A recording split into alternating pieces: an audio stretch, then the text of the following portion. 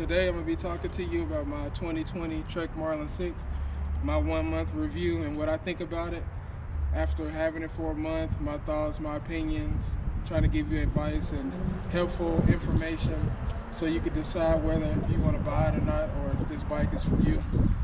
I really appreciate you guys subscribing and liking the videos, commenting. It really helps me out. I love making these videos, so if you could continue to do that, I really appreciate it, because I'll definitely keep pumping these videos out because it's fun, it's helpful, and I'm learning from you guys too in the comment section. I've been getting a lot of helpful information about my bike, so just make sure you like and subscribe, and I hope you enjoy the content.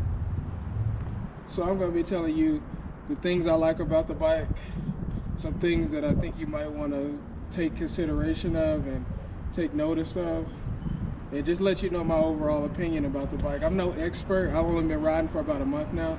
I just want to share my experience with you guys and try to help you decide whether this bike for you, or if you tried to take a different route and get a different bike. But I really like this bike, so I figured I'd do a review and let you know what I think about the bike. So this bike is pretty light. It's aluminum frame, so it's easy to carry around if you need to put it in your car, because I don't have a bike rack, so I just put it in my car. I take the wheel off, put it in my car, and it's pretty easy. But one thing I had to change immediately on my bike when I first got it was the seat. The stock seat was super firm, and it was real uncomfortable for me. So maybe you might like the seat firm. I didn't really like it. So I changed it and I got this seat. It's right in the middle. It's not too firm, it's not too soft. And it was about $50. It's been working great for me, and it's super comfortable, and I really enjoy it. I don't think that I would need to get another seat after this one. It's called a Cell Royal, if you ever wanted to look it up. I got it from my local bike shop, so I'm not sure where they sell it, or if it's strictly for that bike shop or what. I'm not really up to date on all the bike accessories, but it's called Cell Royal, S-E-L-L-E, Royal. So if you want to check that out, you can.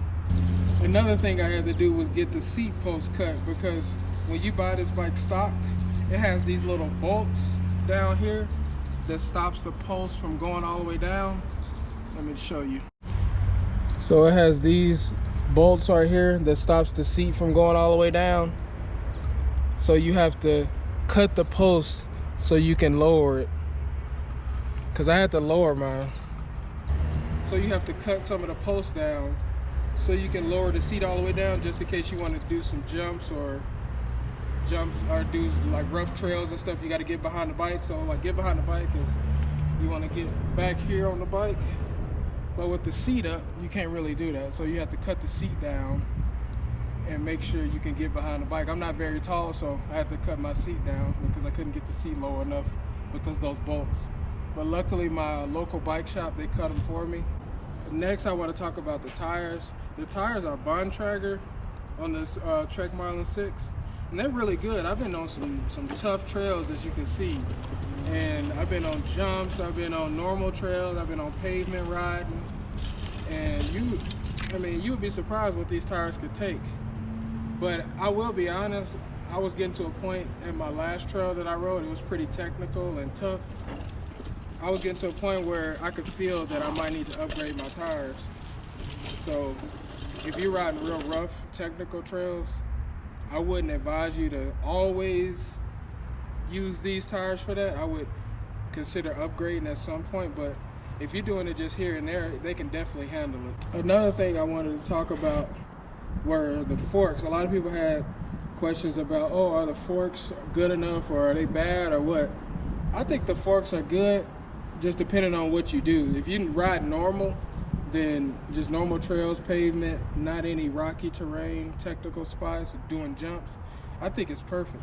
But if you're doing all those other things like jumps and rocky terrain and technical spots, I think you would want to look into upgrading, because in my last video I was riding some real tough spots and it was holding up great, but I could tell that I might want to upgrade if I wanted to continue riding like this on a regular basis. So the stock forks are really good, but if you want to ride rough terrain and try to test its limits, I would try to upgrade, to be honest, because I don't know how much it could take over a long period of time, and I wouldn't risk it. So on the Trek Marlin 6, you can actually lock and unlock the forks. So say you're doing pavement riding and you want to gain some speed, I usually lock the forks so I don't get any give when I'm pedaling hard. But if I'm doing trails and tracks and stuff, I usually unlock the forks so I can get a little bit of give. So let me show you. So you lock it right there, and if you press down, it won't go anywhere. But if you unlock it, you turn it to the left, and you press down, then you get that give. So I think that's a really good feature for this bike, and that's what was one of my deciding factors on getting this bike, to be honest.